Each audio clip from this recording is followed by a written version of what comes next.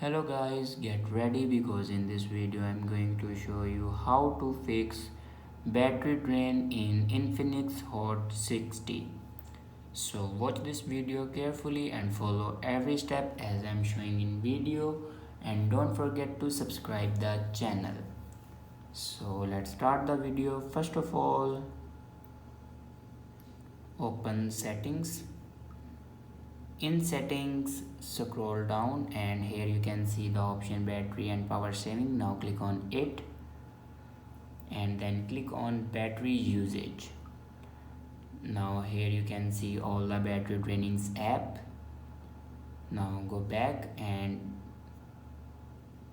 on top you can see the option my phone. Now click on it and then click on RAM.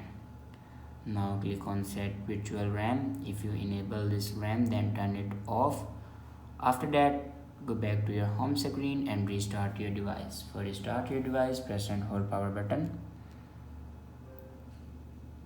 and then click on restart. After doing these steps, your problem will be fixed. I hope this video is helpful for you. Thanks for watching.